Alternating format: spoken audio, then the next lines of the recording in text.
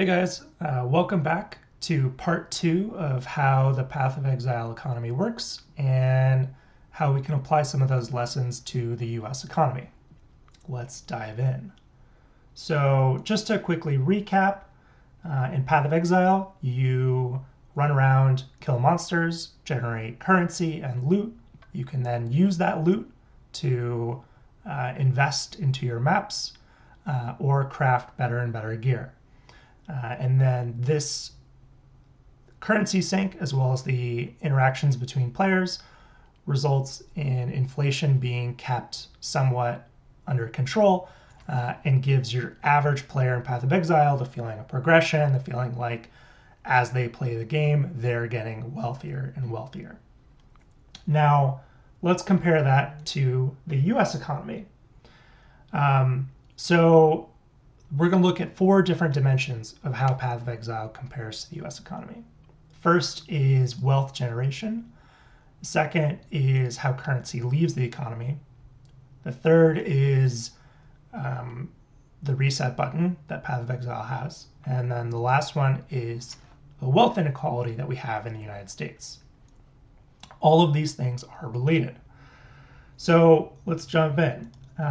Just like in Path of Exile, the richer you are in the United States, the more lucrative wealth generation strategies you have access to. So a simpler way to say that is the richer you are, the easier it is to make more and more money. There's a ton of ways that you can do this. I will cover just one, which is imagine you're fortunate enough to be able to get a mortgage, buy a house.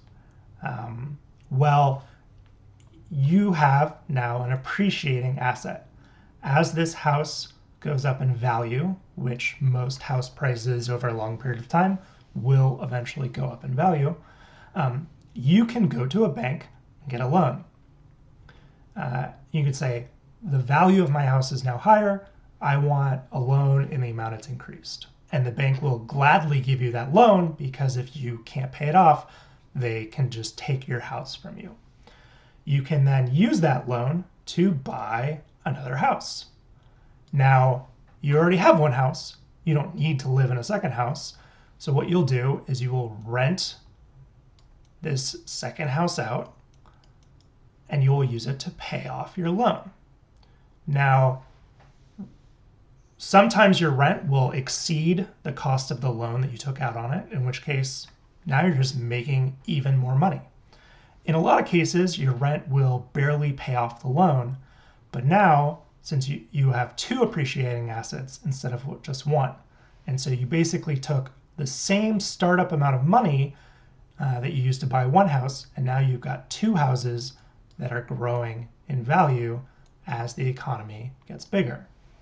You can then repeat this cycle and take out more and more loans and buy more and more properties. And historically speaking, over the last 100 years, property has been one of the best long-term investments you can make in the US economy. This is something that you only have access to once you have a certain amount of capital. And the more capital you have, the more you can get credit, loans to be able to repeat this process. Another way of framing it is that you can leverage your underlying assets to create multipliers on your wealth. And unfortunately, a lot of middle America has been historically prevented from accessing this form of wealth generation. Now, unlike in Path of Exile, currency leaves the system very, very differently. In Path of Exile, every piece of currency has some utility. You can use it to do something.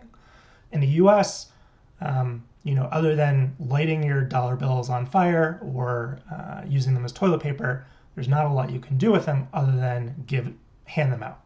So most people will think about currency sinks in the US as going to the store and buying goods because you're trading away your money.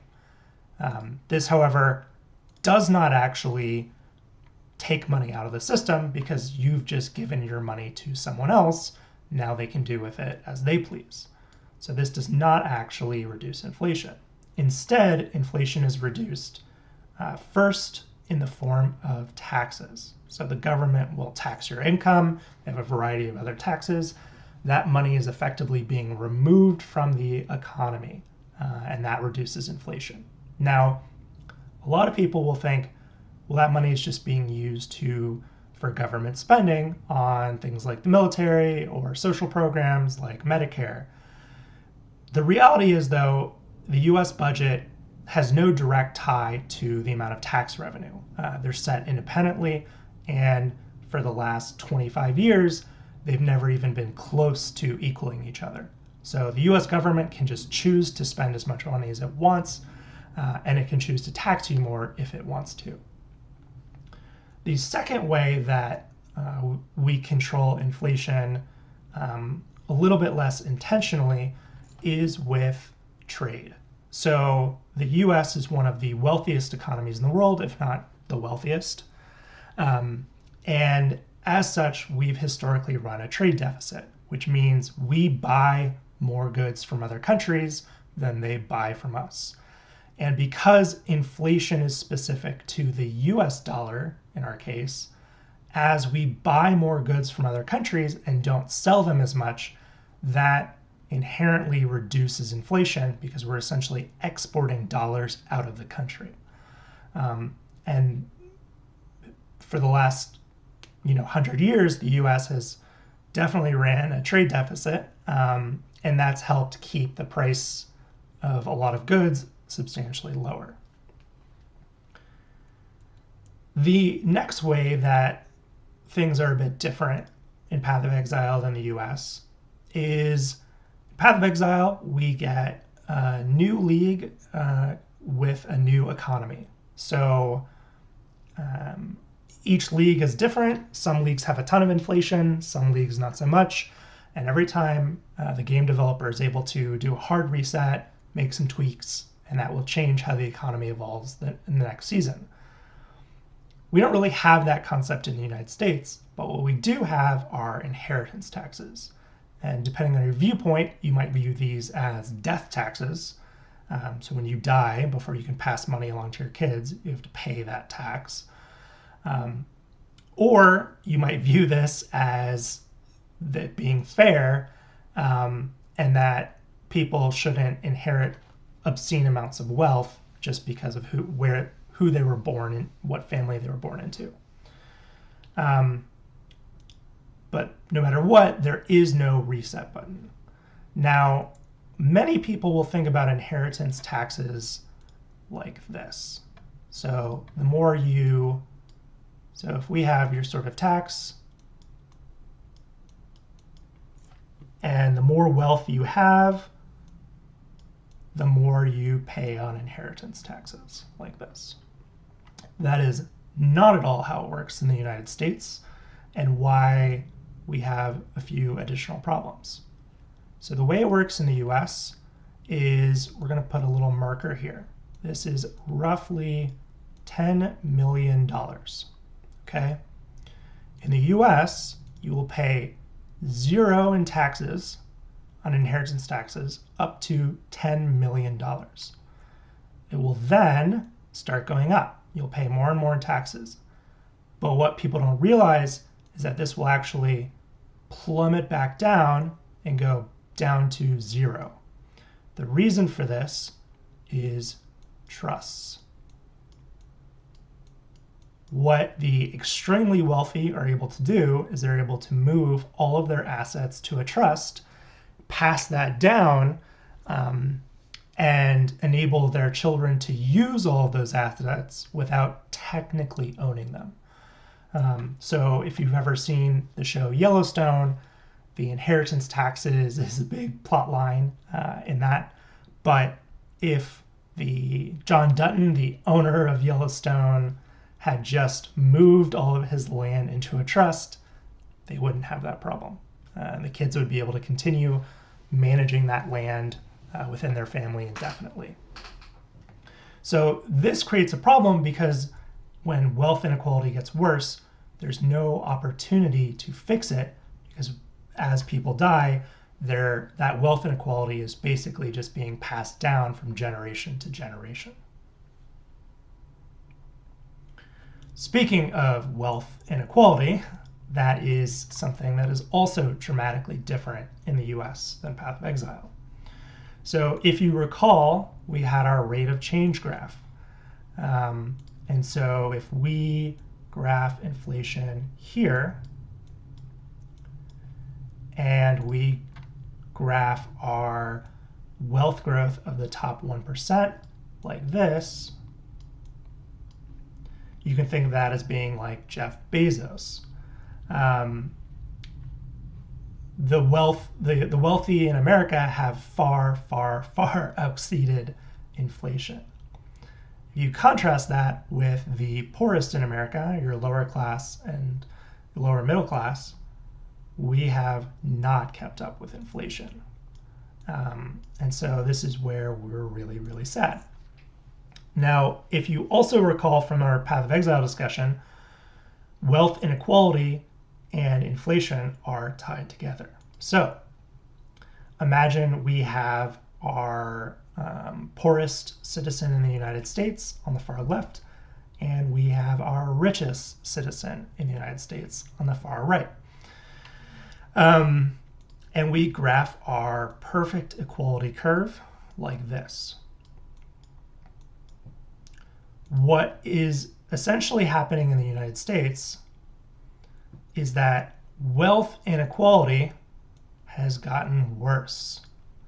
So from 1950, wealth inequality was not that bad. It still existed, but it was closer to equality than what we have today.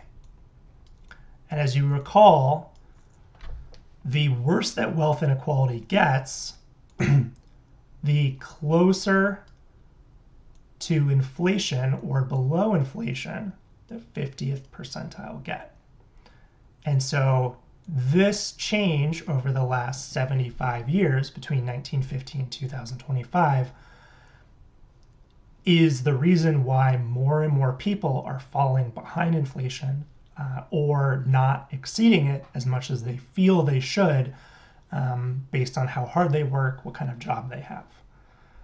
And this is a huge problem. In Path of Exile, it results in people quitting the game. You unfortunately can't really quit the economy in the US. And so a lot of people are just stuck being more miserable or having to not pay for things like healthcare, childcare, or opportunities for their family or for their kids. And then lastly, they're not able to retire as early as they used to be. So what's been happening underneath the hood and what's causing this? Well, a lot of people think that inflation's really bad, but if you look at it over time, it's actually not that bad. Historically, the US has targeted an inflation rate of about 2%, and this is considered to be roughly the optimal amount of inflation because that way the economy is still growing, businesses are being started, but at 2%, most people generally don't fall behind all that often or that quickly. And since the average person doesn't get a pay raise except for on an annual cycle, 2% is kind of considered to be a manageable level inflation. You'll see that in the 70s and 80s, we had a crap ton of inflation. And then again, we had a spike from COVID in 2020. But what's really important to understand is that the inflation we've had more recently is not actually that severe compared to what we've experienced in the past. The problem is wages. Over the last 75 years, wages have not been keeping up with inflation, and they've been getting worse and worse and worse. And so if this is what inflation looks like, what's happened is our 50th percentile has gotten poorer and poorer relative to inflation. This is happening for a couple reasons. The biggest one is tax policy. So there are effectively two kinds of tax policies in the United States. There are progressive taxes, which are taxes that get higher and higher the more money you make. So a lot of people think about this in terms of your tax bracket, which is to say that as you make more money, you will spend more in taxes on a relative basis. So let's say you don't make much money, your tax rate might be 10%. On the next $20,000, maybe that goes up to 15, and so forth. And as every dollar you make, you'll be taxed at your marginal tax rate. You can contrast this with regressive taxes. Regressive taxes are basically taxes that don't increase the wealthier you are. So the most common example of this is the sales tax. The sales tax is a regressive tax in the sense that it is a fixed amount based on your spending. And because lower and middle income families spend a larger percentage of their salary on goods, they're effectively paying more in sales tax relative to their income than someone who's considerably wealthier. What has effectively happened since 1950 to 2025 is that through our politicians, we've basically shifted more and more taxes from progressive to regressive. A lot of people think that we've dramatically increased our budget, but again, that's not related to taxes. So in 1950 and 1960, our top tax bracket was 91%. In 2025, it is 37%. So we have dramatically shifted taxes from income to other forms. We've also introduced things like a capital gains tax, cap gains, which I would argue is literally just a discount tax for the wealthy.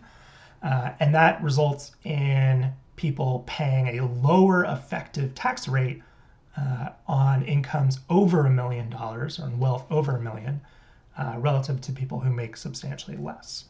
There's also other forms of regressive taxes like vehicle registration fees and other stuff, but this kind of covers it. So with this shift, what that means is a larger percentage of the burden on controlling inflation has fallen onto the lower and middle class. Now, a lot of you might say, well, okay, but I didn't feel poor until recently. Now, let's unpack that a little bit. Some people will blame that on certain administrations. They'll blame that on external events. The reality, though, is it's been happening. It's just that you didn't notice until COVID happened. So if you look at the cost of housing, the cost of healthcare, and the cost of college tuition, these have been exploding in cost over the last 75 years. It costs a way higher percentage of a middle income family's wealth to buy a house, to pay for hospital bills and insurance, or to send their kids to college. Now, what has happened is some things have gotten cheaper over the last 75 years, specifically consumer goods, entertainment, and food. Now, there's two reasons for this. The first is technology. So technology has enabled us to invent new goods and services that are cheaper to make, cheaper to offer. So if you think about what it would cost to get a private showing of a movie in your own home in 1990 compared to 2025, where almost everybody has a Netflix or some other entertainment subscription, that's because of technology. And then things like the iPhone have gotten substantially cheaper because of trade. And so as we have started trading more and more with China and other poorer countries with cheaper labor, we've been able to lower the price of goods or keep them flat. And so the price of goods, has roughly stayed a lot lower than these other prices, and in some cases it's actually gone down. Same with food. Even though the US does produce a lot of food, we get a lot of it too from other countries. And what's important to understand with food is it's not just about producing the food, it's all of the things that go into it. Seed, fertilizers, equipment. And the cost of all of those things has decreased substantially because of our trade deficits and importing those materials from other countries. So yes, you may not have felt as bad until recently, but this is a trend that's been happening over a very long period of time. What happened more recently was COVID. So when COVID happened, that created a global disruption in the supply chain, and that made the price of food, the price of materials to grow food, go up substantially. And because every other economy in the world was affected by COVID, it kind of hit us all equally. But our dependency on trade meant that the price of these goods actually shot up for the first time in a long time.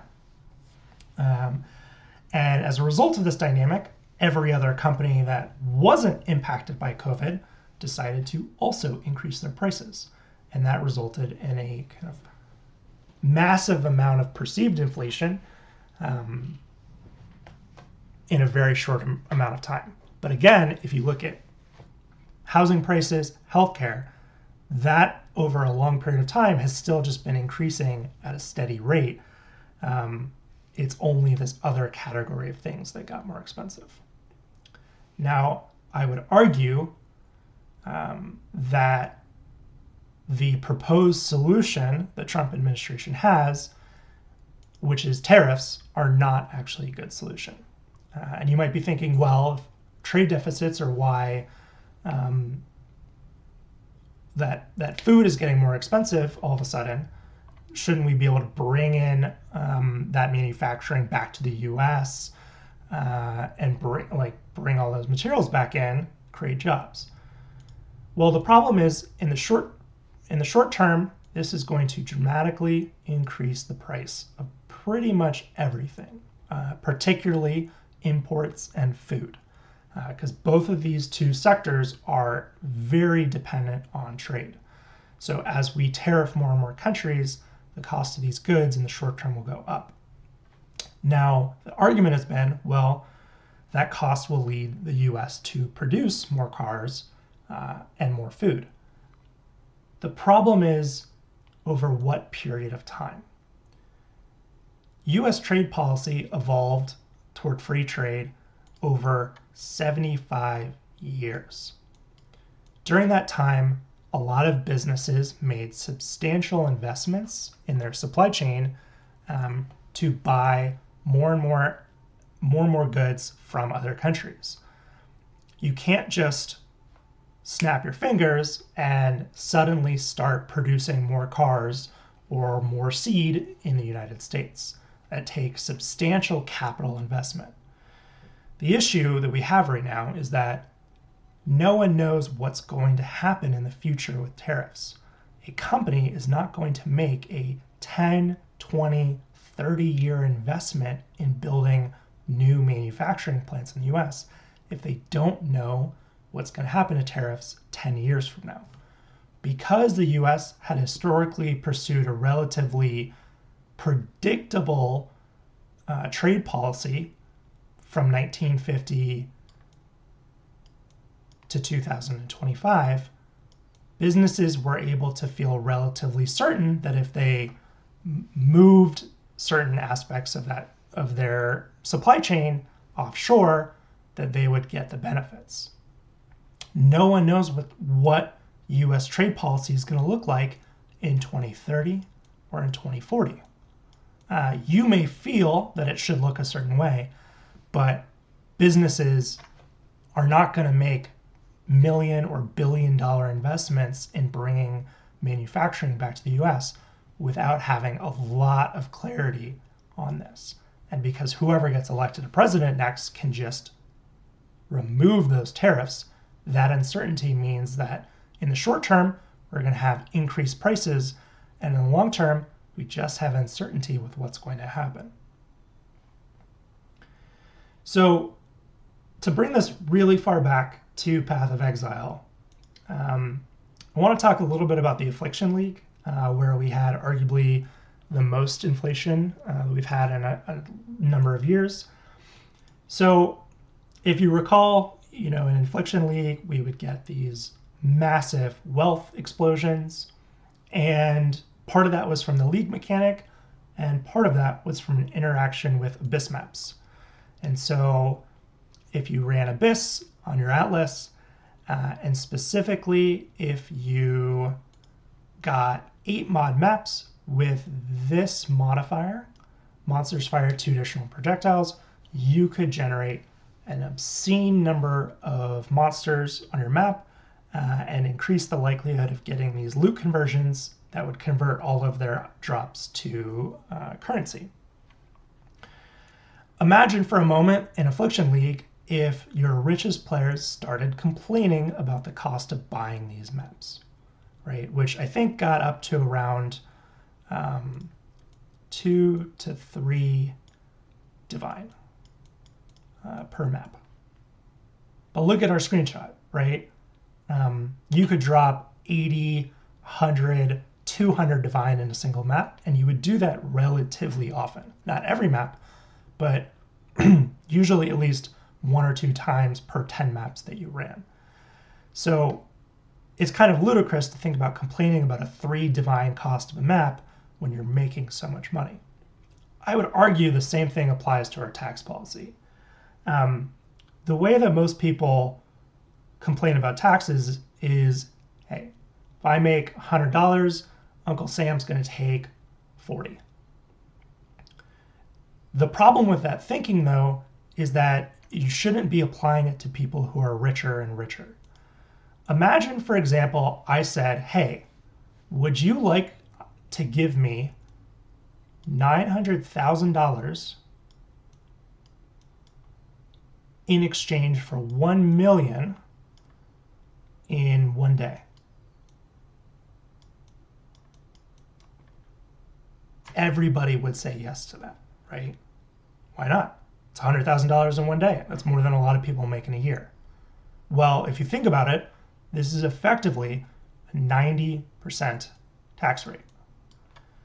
The issue that's happening is that the wealthy use this sort of perceived pain around taxes, and it gets to your head. You think about a 90% tax rate to your $40 an hour job. And you think to yourself, there's no way in hell I would work an hour of this job to make $4. That is not worth it. And so we vote more and more to lower taxes, and especially to lower taxes to the wealthy. But this is not how it goes, right? Because this is in 1 hour. What's happening is that the rich are making this amount of money in 1 second or in a half a second. And you've got people like Elon Musk that are making millions and millions of dollars a day. As you recall from Path of Exile, we all have adopted this mentality of thinking about it like the more you invest into your map, the more you make in profit. And that's okay because we don't care about margin, care about profit per hour. We should be thinking the exact same way about taxes.